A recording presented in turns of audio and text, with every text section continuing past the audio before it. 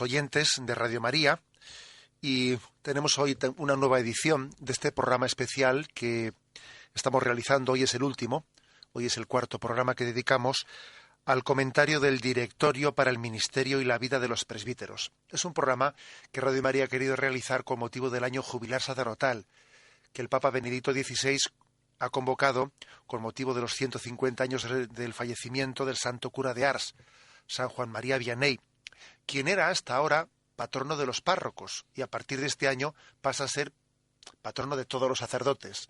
El Papa ha querido como extender su patrocinio.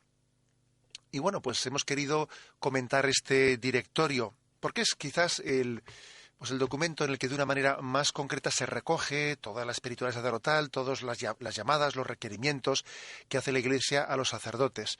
Sabemos que Radio María cuenta con muchos presbíteros oyentes, eso nos consta, pero además también sabemos que todos los demás oyentes que no son sacerdotes oran mucho por los sacerdotes. Aquí tenemos un programa que es uno de los programas estrella, Os daré pastores.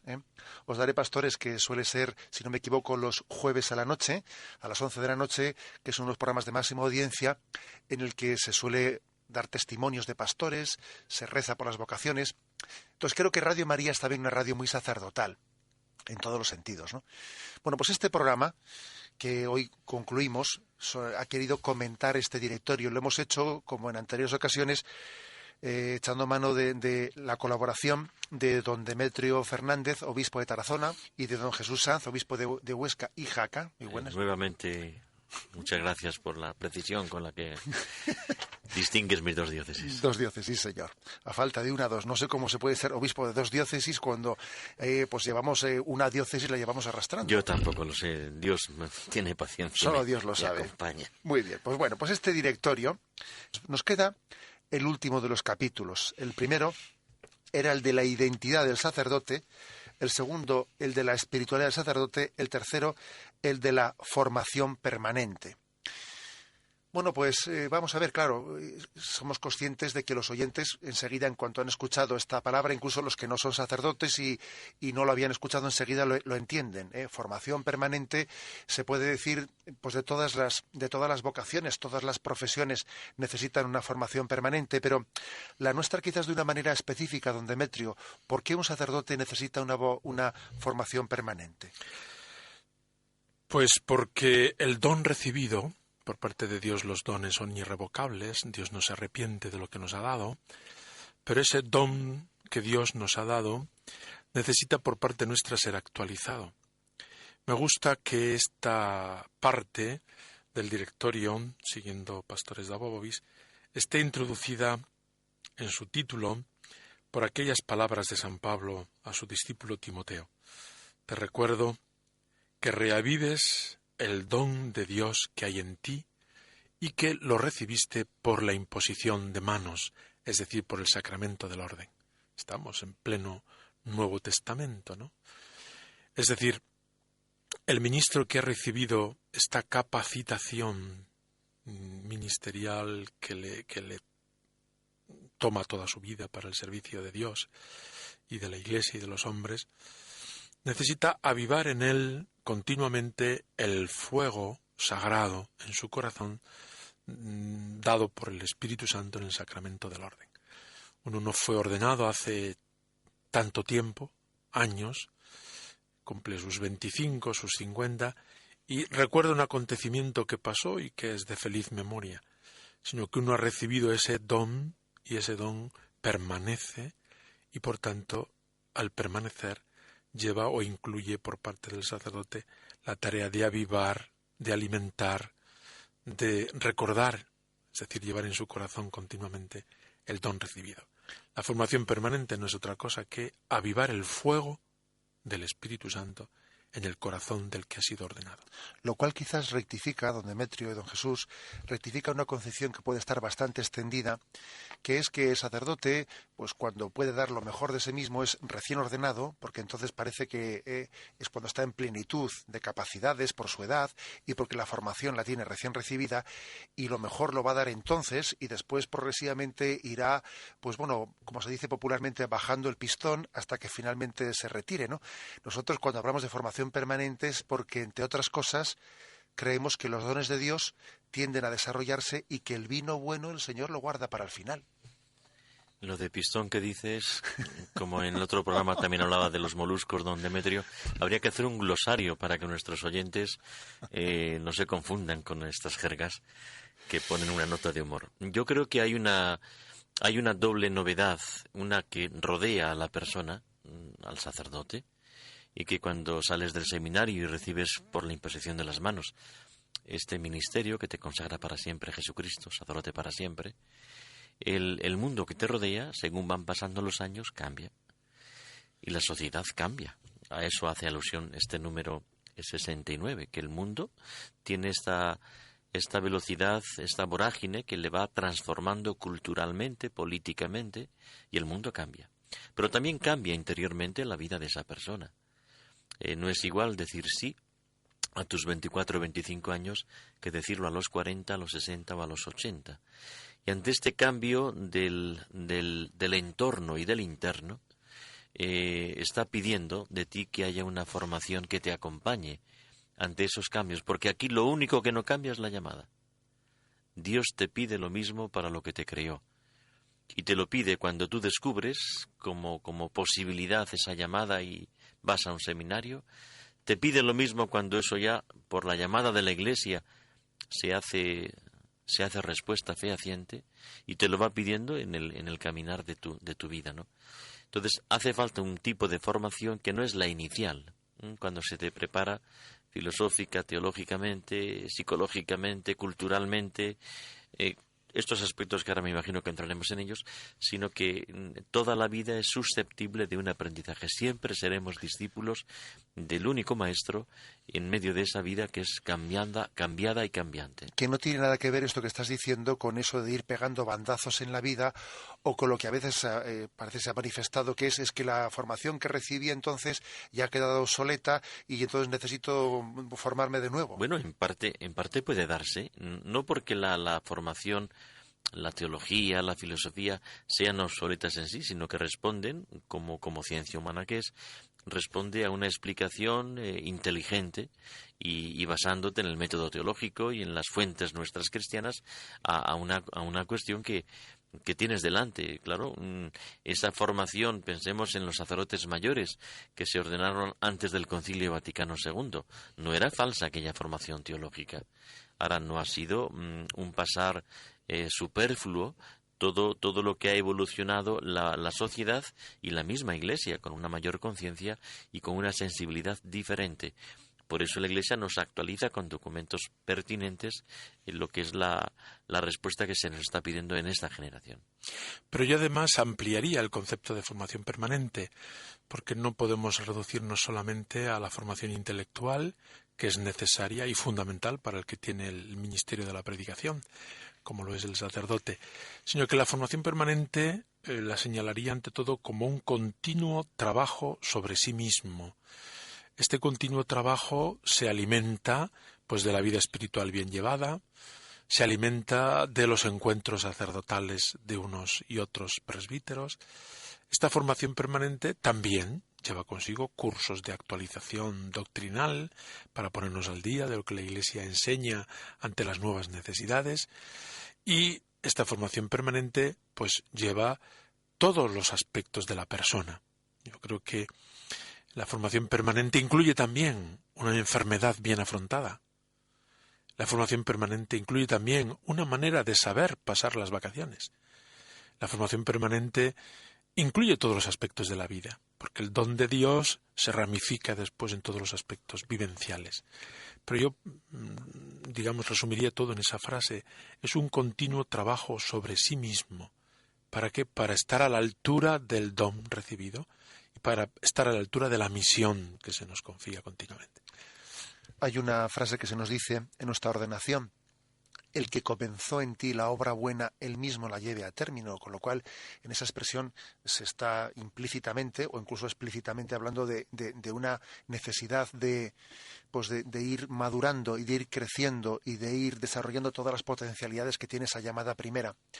Aquí se insiste mucho en el directorio, especialmente en el punto 72, que quien tiene la responsabilidad, don Jesús, quien tiene la responsabilidad de transmitir esa formación permanente, pues es la Iglesia, y que nadie más puede ser quien transmite y que tenga la responsabilidad de formar bueno, porque me podría parecer que en el seminario está claro, ¿no? En el seminario es la Iglesia la que forma a sus seminaristas, pero una vez ya de salir del seminario, la formación permanente cada uno se la busca de su manera y... Claro, y aquí la pregunta es ¿en qué fuentes abrevas tu sed? Porque a veces se da el que una vez ya fuera del seminario, pues te llaman la atención pues determinadas corrientes culturales, políticas, en donde te puedes encontrar confundido o seducido, y entonces tú declinas tu formación a ámbitos y a cauces que son a lo mejor ajenos a la Iglesia, y no solamente ajenos de modo neutro y aséptico, sino contrarios a la Iglesia. Y yo digo, tú lees con la misma pasión el Evangelio de cada día que lees la editorial de tal periódico, o escuchas con el mismo fervor lo que dice el Papa y los pastores, los obispos, que lo que dicen los tertulianos de la radio que escuchas o el debate televisivo que frecuentas. Entonces empieza a haber una serie de intereses que no forman, sino llenan espacios en tu vida y van creando en ti una serie de criterios que no son los que se derivan de la formación que la Iglesia asume y te ofrece.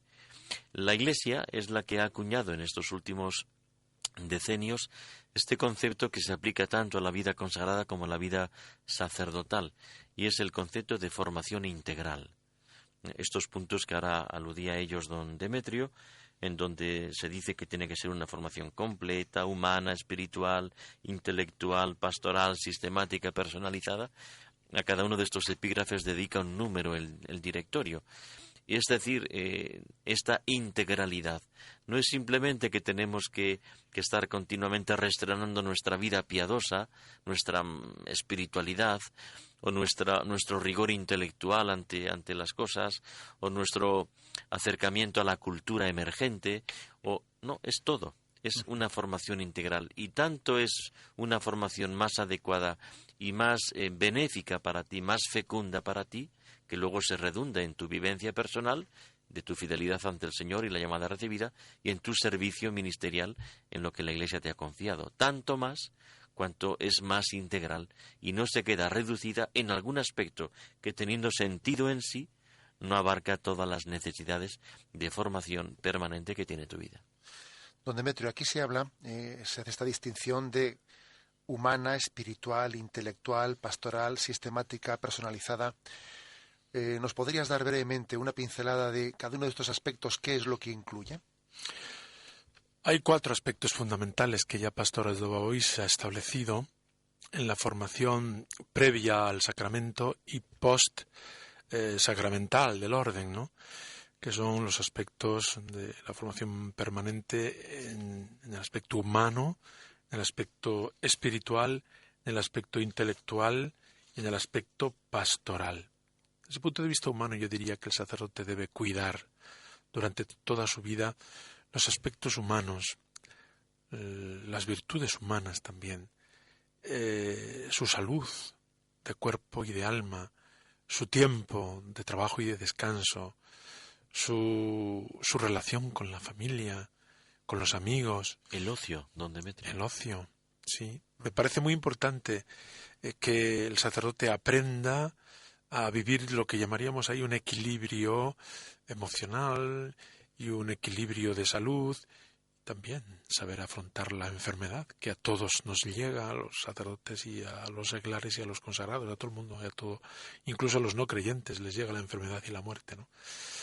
Bueno, pues yo vería este aspecto humano y hemos de estar pendientes los unos de los otros de estos aspectos humanos que son muy importantes, de los cuales sobre todo destacaría lo que es la amistad entre los sacerdotes, ¿no? Cuidar ese aspecto, de manera que un sacerdote no esté a solas, no esté aislado, no se haga la vida él por su cuenta, sino que se sienta perteneciente a una comunidad de hermanos sacerdotes en una diócesis. Con un equilibrio, Demetrio, si me permites. Un equilibrio es que, la verdad es que qué importante es que un sacerdote no se refugie exclusivamente en amistades con seglares sin tener amistades con sacerdotes, que sería un mal signo, pero tampoco lo contrario, que sus amistades sean exclusivamente de sacerdotes y no tenga también pues un trato más cercano con seglares, ¿no? Creo que ese equilibrio, las amistades entre hermanos presbíteros y entre seglares es importante para que también la madurez pues crezca de una manera equilibrada, ¿no? Luego, el segundo aspecto de la formación permanente es el espiritual, al que ya en los programas anteriores hemos dedicado tiempo, ¿no? Donde pues el sacerdote debe estar muy atento al cultivo y al alimento permanente de su vida espiritual. Yo, por ejemplo, les digo a los sacerdotes de mi diócesis pues que hay que hacer ejercicios espirituales todos los años, porque son unos días, pues por una parte de descanso en el trabajo pastoral, por otra parte también de encuentro con los hermanos, y eso siempre es muy testimonial, pero sobre todo son días de encuentro con el Señor, de serenidad en la escucha de la palabra, meditada y predicada abundantemente. Los ejercicios espirituales a mí me parece un aspecto fundamental de la formación permanente espiritual. Junto a ello, los retiros espirituales, como tú has señalado en otros programas, la dirección espiritual, por supuesto la oración, la celebración de la Eucaristía diaria, etcétera, ¿no? Es decir, este es el segundo aspecto de la formación permanente, la dimensión espiritual. Luego está el tercer aspecto de la formación permanente, es el intelectual. Hay nuevos retos y también nuevas explicaciones, en el sentido de, pues el magisterio pontificio es abundante en todos los campos. Yo invito mucho a los sacerdotes a que lean de manera asidua los discursos del Papa, las enseñanzas del Papa, las encíclicas, etcétera. ¿Por qué? Porque desde el punto de vista humano incluso son una preciosa atalaya para asomarse a los problemas del mundo, pero además es que ahí tenemos pues un alimento de plena garantía, que si uno no tiene más tiempo, pues si va leyendo eso se va formando de manera continua y permanente. Y además, si me permites, Demetrio, especialmente de este Papa, porque yo creo que está claro que estamos ante un Papa que tiene un don muy especial para hacer una pastoral de la inteligencia, ¿eh? Entonces, en cuanto a la formación intelectual, la verdad es que pocas fuentes podemos beber tan provechosas como en los discursos del Papa. Perdona que te interrumpí. No, me parece muy bien esta postilla que has expresado. Evidentemente, la formación intelectual no se reduce al magisterio, pero ya digo, a veces uno no tiene tiempo ni de leer pues una página de periódico, ¿no? Pues si tiene poco tiempo, que empiece por lo imprescindible, que es el magisterio pontificio. Pero luego pues hay muchas obras, gracias a Dios, de teólogos y de explicaciones de la palabra de Dios, o de preparación de la homilía, o de la propia catequesis, o planificar lo que es la tarea pastoral en la propia parroquia, etcétera, ¿no? Todo eso lleva tiempo de estudio, de dedicación y de reflexión intelectual. A mí me parece esto muy importante que lo cuidemos, ¿no? Hay algunos que su preocupación es estar a la última. Yo creo que en esto no se trata de esa superficialidad, sino de estar a lo más hondo y profundo de la formación permanente. Yo creo que aquí en la formación intelectual, y más en el caso nuestro la teológica, por supuesto el magisterio como la fuente primera que nos acompaña con la autoridad del Santo Padre, de los obispos, de una conferencia episcopal. Pero ya de cara a los teólogos, yo creo que haríamos un buen servicio el ayudar a nuestros sacerdotes y al pueblo de Dios en general a indicar qué caminos teológicos son los que más despiertan el hambre de la palabra de Dios y la adhesión filial al magisterio de la Iglesia. Porque hay teólogos que precisamente suscitan esto, mientras que otros, por una lectura incorrecta de la palabra de Dios y por una disidencia pública y patente del magisterio de la Iglesia, generan una teología y, por tanto, una formación intelectual que deriva en confusión y que deriva también a su vez en disidencia. Entonces, el poder ofrecer qué teologías son las que en este sentido nos ayudan y nos nutren y cuáles son las realmente prescindibles. Y el cuarto aspecto es el en la formación permanente, es el aspecto pastoral. en donde dice que para una adecuada formación pastoral es necesario realizar encuentros que tengan como objetivo principal la reflexión sobre los planes pastorales de la diócesis, ¿no? Donde se estudien las cuestiones relacionadas con la vida de los presbíteros y la moral fundamental, la ética de la vida profesional, etcétera, ¿no? La palabra pastoral yo creo que en los últimos decenios se ha usado para todo, ¿no? Y bueno, pues yo creo que hay que especificarla. La formación pastoral es ir adquiriendo las actitudes del buen pastor, que es Jesucristo, en el servicio a Dios y a los hombres. Pero eso se concreta, pues también en los encuentros, en el desarrollo de las actividades, en la programación de tales actividades. No podemos llegar a todos. Y por eso hay que hacer una selección, pues, de objetivos, de acentos, de tareas a realizar, ¿no?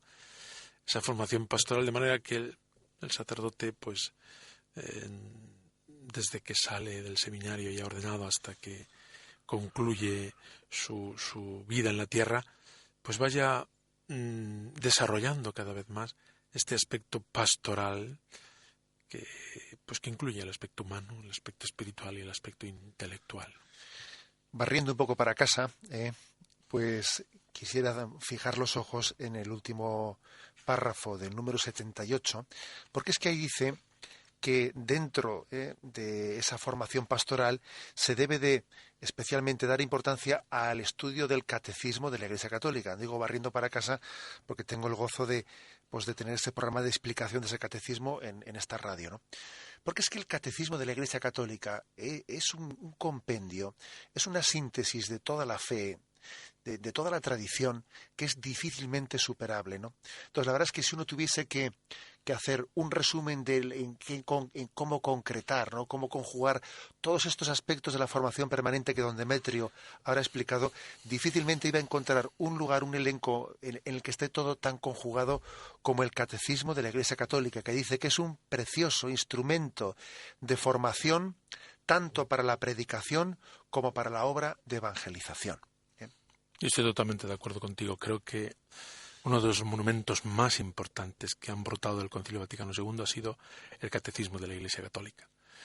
Es un instrumento que es impensable en ninguna otra comunidad que no sea la católica, puesto que solo la católica tiene el magisterio de la Iglesia y la suprema autoridad del Papa. Pero además es que ha sido un esfuerzo y un trabajo realizado por expertos que han puesto, diríamos, en lenguaje actual, pues lo que es la fe de la Iglesia, la moral, la vida sacramental y la oración, ¿no? Realmente es un instrumento valiosísimo. Lógicamente, como ningún otro instrumento, es exclusivo o excluyente, pero creo que nuestros sacerdotes debiéramos invitarles a que lo empleen mucho más y que como que configuren su ministerio pastoral también en torno y al Catecismo de la Iglesia Católica y con los elementos que el propio catecismo propone, ¿no? Creo que la pastoral en una parroquia, en una diócesis, en un aula de teología incluso, ¿no?, teniendo este punto de referencia, luego pues puede ser incorporado por parte de teólogos, como antes nos ha comentado Jesús, ¿no?, de teólogos que ayudan a entender los distintos puntos, ¿no?, pero saber que hay un compendio, un catecismo y un compendio, y que además el catecismo de la Iglesia Católica, hemos de decirlo a nuestros fieles católicos, ha sido devorado, diríamos, ansiosamente leído por muchos no católicos, cristianos, tanto ortodoxos como protestantes, y no cristianos. Es decir, el catecismo ha sido un instrumento y está siendo un instrumento muy importante para saber qué es lo que la Iglesia a día de hoy nos propone de parte de Dios y de parte de Jesucristo. Por eso, particularmente para nuestros catequistas, el Catecismo de la Iglesia Católica, y en su versión breve con el compendio, es la gran referencia, el gran manual. Quizá en estos años últimos, o decenios incluso, pues a veces nuestros catequistas han tenido que ir buscando materiales de aquí para allá, no siempre los más adecuados, y gracias a Dios tenemos desde el año 93 desde el año 93 no. Desde el 92 ese es el Catecismo Mayor, ¿no? Tenemos este texto que, bueno, que es la síntesis que para quienes hemos hecho la teología y pues no deja de ser una apretada síntesis, ¿no? Que siempre nos ayuda de una manera clara, ordenada, sistemática, y para nuestros catequistas yo creo que es el texto de base para esa labor preciosa que realizan. Bueno, pues vamos a tener un momento de descanso de este programa especial sobre el año jubilar, comentando el directorio. Estamos hoy concluyendo una serie de 4 programas y en concreto, hablando del directorio sobre el ministerio sacerdotal, hoy estamos hablando de la formación permanente con don Jesús Sanz y con don Demetrio Fernández. Y en concreto vamos a hablar ahora de qué medios concretos podemos tener para la formación permanente. ¿Cuáles son los medios principales que la Iglesia ofrece a sus sacerdotes, don Demetrio?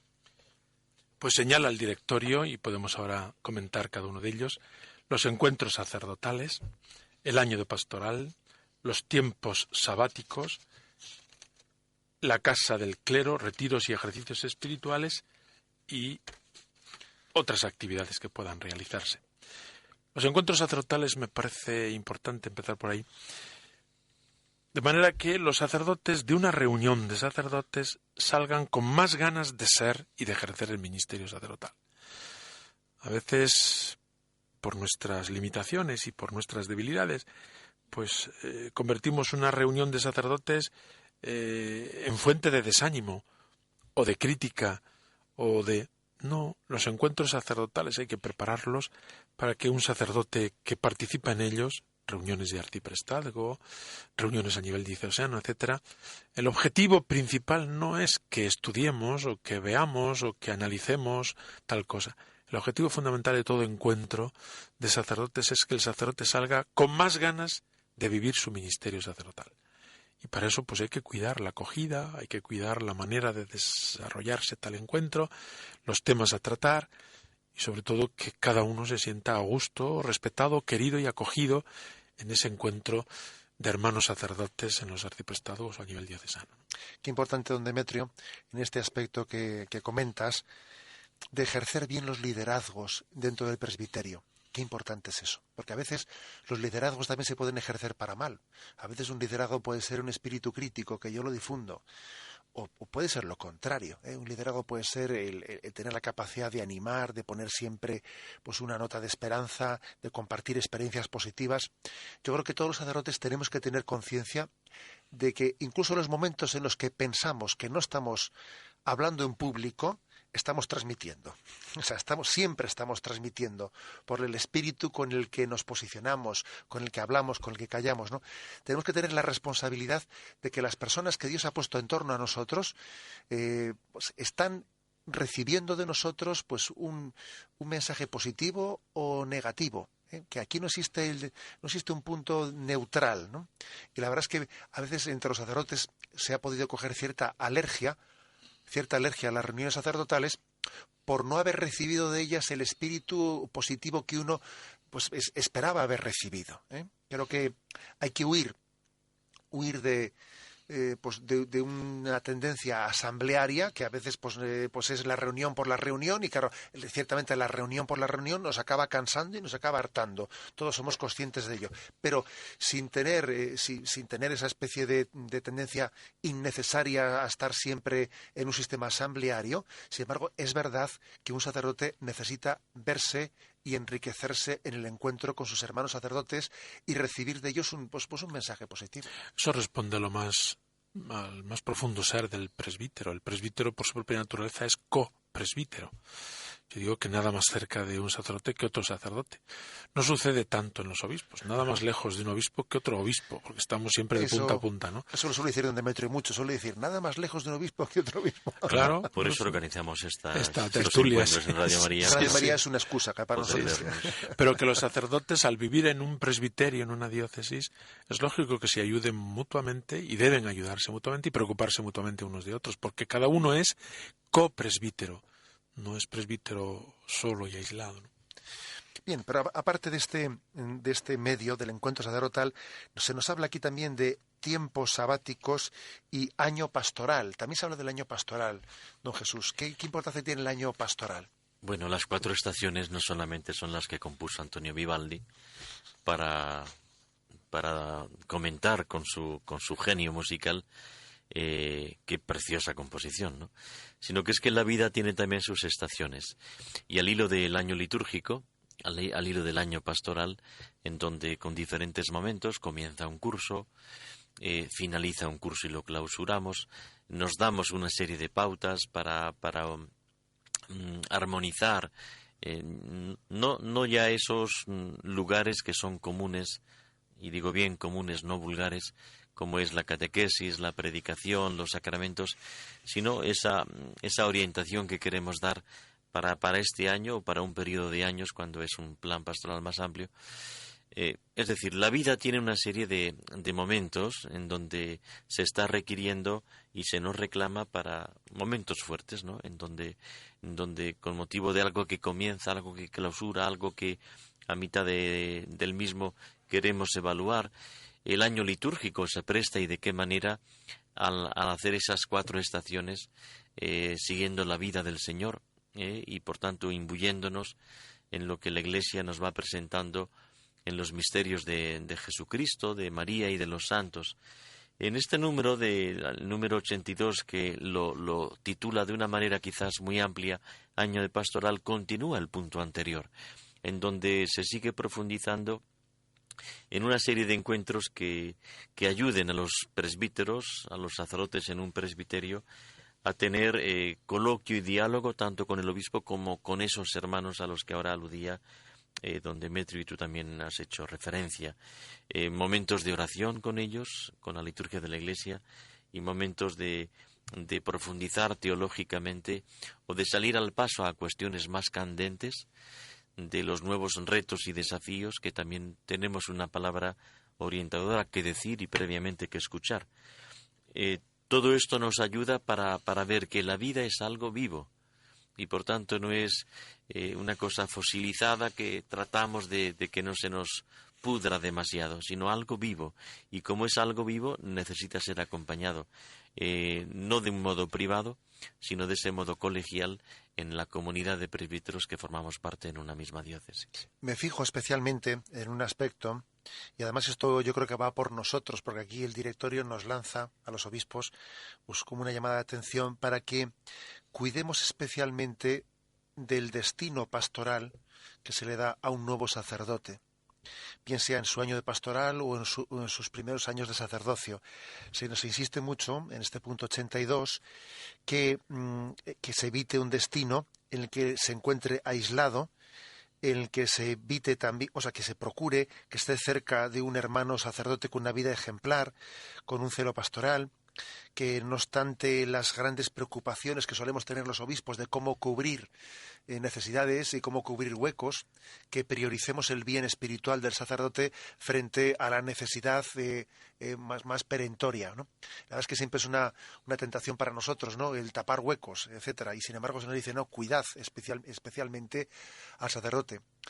Yo te quiero decir, me estoy acordando en este momento del que fue mi primer párroco, cuando yo tenía mis 24 añitos, tuve un párroco ya difunto, don Juan José, allí en Zumárraga, que fue, yo siempre he dicho que fue el ideal del párroco para un neosacerdote, un párroco que me dio pues una libertad necesaria y suficiente para que yo pudiese desarrollar, ¿no? Pues los ímpetus que tenías, al mismo tiempo pues una tutela y un acompañamiento pues también discreto pero necesario y suficiente. El hecho de que la Iglesia se fije especialmente en los primeros pasos de los sacerdotes forma parte de una formación permanente muy importante. La verdad es que al final un neosacerdote recibe una formación de un sacerdote que sea referente para él, referente, porque a andar se suele aprender pues caminando, y a nadar también se aprende pues eso, braceando y pegándose algún traguito de agua, y es muy importante tener pues un salvavidas cercano a ese sacerdote. Bien, pero vamos más adelante, porque como vemos aquí también, bueno, por cierto, antes don Demetrio ya lo ha dicho, la importancia de los ejercicios espirituales. Aquí de nuevo se trae a colación el ritmo del retiro mensual, que es lo que la Iglesia aconseja, que exista un retiro mensual, retiro espiritual, y hay que intentar no confundir ese retiro mensual con, bueno, pues con una especie de compartir noticias pastorales, que a veces los retiros sacerdotales corren el riesgo de que son muy poquito de retiro y casi se consume el tiempo pues con otro tipo de noticias, etcétera, ¿no? Intentar reservar un retiro real, mensual, con los ejercicios espirituales anuales. Que yo sí que quiero decir que, vamos, yo una de las cosas en las que más insisto, a tiempo y a destiempo, qué importante sería que no nos quedásemos nadie, ningún sacerdote en el año jubilar sin hacer ejercicios espirituales, incluso el poderos hacer de ejercicios espirituales de mes, por lo menos una vez en nuestra vida, o cada cierto tiempo en nuestra vida, ejercicios espirituales de mes, tal y como San Ignacio de Loyola así los pensó y los diseñó, porque solemos hacer a veces versiones de ejercicios un tanto reducidas, de 4 días, que entre ponte bien, estate quieto, que entramos y que salimos, pues se quedan muy reducidos, ¿no? O sea, que exista algún momento en nuestra vida para hacer unos ejercicios espirituales más intensos, de mes si es posible. Yo los he hecho 2 veces en mi vida y tengo que decir que, bueno, que a mí eso me ha marcado mucho, ¿no? Y luego, bueno, pues tener anualmente unos ejercicios, aunque sean más breves y más cortos, pues para nuestro alimento espiritual. Pero vamos a dar un paso más. Finalmente el directorio se adentra en lo que se llama pues las necesidades en orden a la edad y a las situaciones especiales. Aquí como que se concreta. Concretamos un poco en situaciones específicas de los sacerdotes. Vamos a empezar quizás por la última, por si andamos justos de tiempo. Perdone, Jesús, ¿sí? En responsables no vamos a decir nada. Vamos a ver, andamos un poquito justos de tiempo. Di una palabra. Sí, Jesús, tú brevemente nos dices una palabra. No, simplemente que ahí hace el elenco de que hay una responsabilidad en toda esta propuesta tan amplia, integral, integradora, y me llama la atención que el primero al que convoca es al propio presbítero. Es decir, no vivamos con una dependencia pasiva, es decir, ya me dirán algo, a ver si el obispo nos dice algo, el delegado del clero a ver qué organiza este año. Tú eres el primer responsable de esa formación. Ciertamente no de un modo privado y autártico, pero sí que tienes que ser tú el que toma la iniciativa. Sí. Con la ayuda de tus hermanos, ciertamente con la de tu obispo, pero tú eres el primer responsable. Subrayar esta primaria y primera responsabilidad que reside en él, porque no vas a tener siempre ni al obispo detrás de ti, ni a tus hermanos sacerdotes en el presbiterio junto a ti. Y tantos momentos de tu vida tú estás ante Dios y ante tu conciencia, y si no eres responsable de ti mismo en este sentido, pues sí, te llega mal la ayuda que te podamos brindar. Que si uno no es capaz de buscarse la comida, posiblemente no coma ni aunque se lo den a la boca, quiere decir más o menos. Está muy bien traducido, José. Te veo, sí. Bueno, como ven ustedes, los obispos también, algunos son muy pinchones, algunos. Bien, pero bueno, ¿alguna cosa más sobre este capítulo de responsables, Jesús? No. Bien, pues yo creo que como andamos mal de tiempo, no queremos dejar lo más importante sin comentar. Entonces aquí quizás se entra en el último capítulo en necesidades especiales. Necesidades especiales, don Demetrio, ¿se nos puede un poco introducir este aspecto? Sí, porque la formación permanente ya ha salido a lo largo del comentario de este documento tan rico, que conviene que los sacerdotes lo tengan en mano y lo mediten, pues ha salido lo de que la respuesta a la vocación y a la llamada de Dios, que es única por parte de Dios, pues se encuentra en distintos momentos en nuestra vida. Y el documento que estamos comentando habla de los primeros años de sacerdocio, aquel momento después de un cierto número de años, pues quizá después del primer cambio de tarea pastoral o en torno a los 10 años de sacerdocio, y luego después pues el momento de la edad avanzada, donde ya pues las fuerzas no son las mismas que al comienzo, pero la actitud es como más posada, ¿no? Y pues situaciones sacerdotes en algunas situaciones particulares, y no quisiera que dejáramos de comentar el número 97 sobre la soledad del sacerdote, que es precioso, ¿no? Pero vamos, empezamos por estas categorías de tiempo, ¿no? O estratos de edades, ¿no? Y nos dice que, también de alguna manera lo hemos comentado anteriormente, como el sacerdote no se forja solo en el seminario, sino que se forja también y especialmente en los primeros años de sacerdote. Y es por tanto muy importante que el sacerdote en los primeros años de su ministerio encuentre ayuda, sacerdotes ya más expertos que le acompañan, que tienen paciencia con él.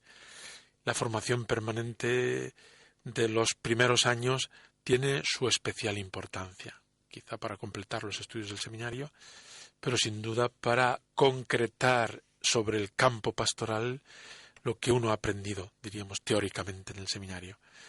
Cuando pasa el primer año, por ejemplo, el segundo y el tercero, un sacerdote ha aprendido muchísimo en esa brega pastoral, pues porque conoce a la gente, ve qué intereses tienen, ve también qué dificultades hay en los jóvenes o en los adultos, y hace él por dentro su propia elaboración.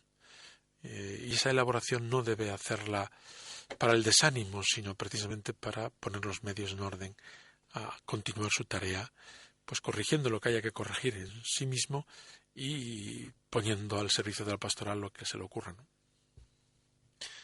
Bien, de acuerdo, don Jesús. Con respecto al tema de la soledad sacerdotal, que es el punto este que afirmaba pues don Demetrio, que es un punto tan hermoso, vamos a ver, ¿cuál es? ¿Es cierto que el sacerdote por su vida, por su ministerio, puede tener en la soledad uno de sus enemigos principales?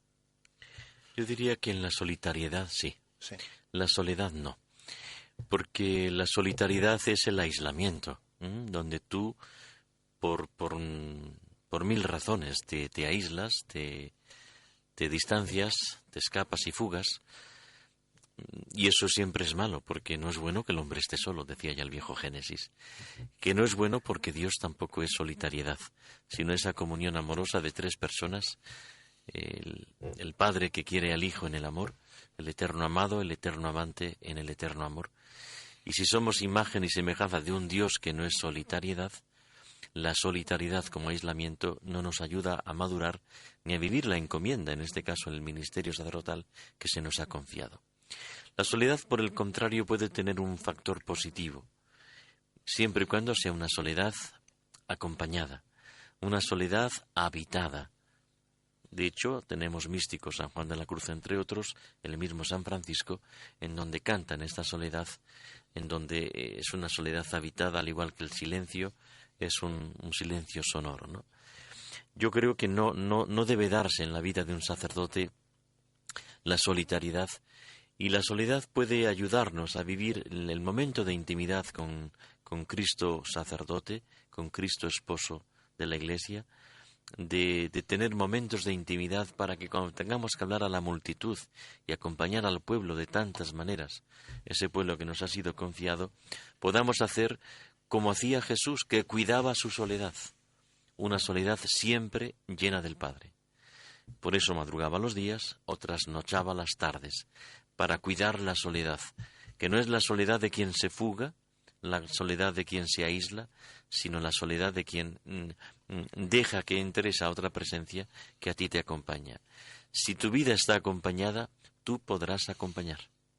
Si tu vida no está acompañada, tú serás un solitario más en medio de otros solitarios que te rodean, que te jalean, que te aplauden, pero que ninguno sale de ese aislamiento tristemente solitario. Don Demetrio. Yo diría que la soledad pues acompaña al hombre, pero al hombre de todos los estados. También al hombre casado experimenta muchas veces la soledad en medio de su familia, ¿no? Pero esto que nos acaba de decir don Jesús me parece muy importante. La soledad del sacerdote debe ser una soledad habitada y acompañada por el Señor. Pero hemos de estar muy atentos, los demás sacerdotes, el obispo especialmente, y los fieles, para que la soledad que puede producirse en la vida del sacerdote, pues por especiales dificultades, por alguna marginación, a veces una incomprensión del propio obispo o de los propios compañeros, desviaciones, abandonos, imprudencias, limitaciones de carácter, etc., calumnias, humillaciones, todo eso puede hacer experimentar y saborear en el sacerdote una soledad amarga. Y hemos de estar muy atentos para ese momento no se vuelva contra el propio sacerdote, sino que sea un momento que, superándolo con la ayuda de los demás y sobre todo con la ayuda de Dios, le ayude a crecer y a madurar en la vida cristiana. La experiencia nos dice que a lo largo, la vida es corta, pero al mismo tiempo suele ser lo suficientemente prolongada para que se produzcan en nuestra vida episodios de este estilo que ha dicho don Demetrio, de humillaciones. Aquí dice este punto, dice especiales dificultades, marginaciones, incomprensiones, desviaciones, abandonos, imprudencias, limitaciones del propio carácter, calumnias, humillaciones. La vida es corta, pero seguro que a lo largo de ella ocurren situaciones de estas. Y dependiendo de cómo se aborden, pues alguien puede quedar herido y aislado. Es como cuando alguien ha sido herido y es como ese gato, ¿no? que ha ido a coger la comida, le han dado 2 veces 2 garrotazos y ya dice, no me acerco ya más porque me van a dar un garrotazo más. Y ya se ha quedado desconfiado. Una experiencia en la vida que le haya dejado herido, en desconfianza y le haya aislado. Y existe el riesgo de convertirse en un raro, en un aislado.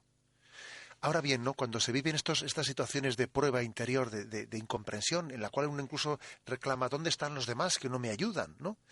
Si se viven agarrándose a la cruz de Cristo y pidiendo también ayuda a los compañeros sacerdotes y al obispo, es decir, reclamando y en ese momento viviendo la comunión de la Iglesia y abrazándose a la cruz de Cristo, pues curiosamente de una misma herida que uno podía salir de ella, pues digamos, aislado, otro puede salir todavía con una mayor capacidad de donación de sí mismo en la vida y madurado, ¿no?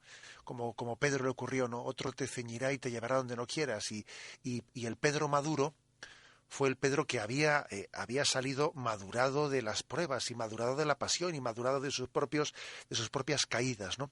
Qué importante es esto, que en los momentos de prueba tengamos ese saber mirar la sabiduría de la cruz para salir fortalecido de ella.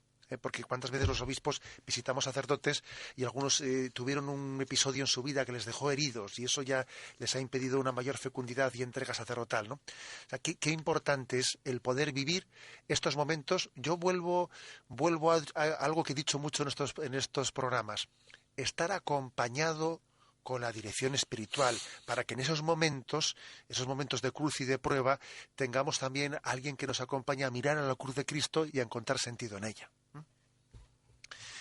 Bien, pues yo creo que hemos cubierto algo importante en nuestro programa, pero nos queda algo sustancial, y es que un sacerdote no es nada sin madre, sin madre. Y además lo digo en el doble sentido de la palabra. Para los sacerdotes, nuestra madre de la tierra es algo determinante. Yo creo que todos los sacerdotes suelen estar muy pendientes cuando un hermano sacerdote suyo, pues su madre está enferma o ha fallecido, porque tenemos en ella una referencia afectiva y una referencia de valores importantísima, ¿no? Y por supuesto nuestra Madre del Cielo. Y por eso también este directorio para el ministerio y la vida de los presbíteros, al que hemos dedicado 4 programas de comentario en este año jubilar sacerdotal, concluye con una oración a María Santísima, que le vamos a pedir a nuestro hermano don Jesús Sanz, pues que nos la declame, que nos dirijamos a María. Le pido a todos los oyentes que han compartido con nosotros estos programas que también se unan a nuestra oración y que nos dirijamos a María pidiendo por todos los sacerdotes. Oración a María Santísima. Oh María, Madre de Jesucristo y Madre de los sacerdotes, acepta este título con el que hoy te honramos para exaltar tu maternidad y contemplar contigo el sacerdocio de tu Hijo unigénito y de tus hijos, oh Santa Madre de Dios. Madre de Cristo, que al Mesías sacerdote diste un cuerpo de carne por la unción del Espíritu Santo, para salvar a los pobres y contritos de corazón, custodia en tu seno y en la Iglesia a los sacerdotes, oh Madre del Salvador. Madre de la fe que acompañaste al templo al Hijo del Hombre, en cumplimiento de las promesas hechas a nuestros padres. Presenta a Dios Padre para su gloria a los sacerdotes de tu Hijo, oh Arca de la Alianza. Madre de la Iglesia, que con los discípulos en el cenáculo implorabas el Espíritu para el nuevo pueblo y sus pastores. Alcanza para el orden de los presbíteros la plenitud de los dones, oh Reina de los apóstoles. Madre de Jesucristo, que estuviste con él al comienzo de su vida y de su misión, lo buscaste como maestro entre la muchedumbre, lo acompañaste en la cruz, exhausto por el sacrificio único y eterno, y tuviste a tu lado a Juan como hijo tuyo. Acoge desde el principio a los llamados al sacerdocio, protégelos en su formación, y acompaña a tus hijos en su vida y en su ministerio, oh Madre de los sacerdotes. Amén. Concluimos estos programas y les voy a pedir a mis hermanos en el episcopado, a don Jesús y a don Demetrio, que me acompañen también para impartir esta bendición. Queremos hacerla extensiva, por supuesto, en primer lugar para los hermanos sacerdotes, también especialmente para los que están enfermos, para los seminaristas, para todos los jóvenes que están siendo llamados por el Señor y ellos tienen todavía sin discernir esa llamada. Para todos ellos queremos impartir esta bendición. La bendición de Dios Todopoderoso, Padre, Hijo y Espíritu Santo, descienda sobre vosotros. Alabado sea Jesucristo.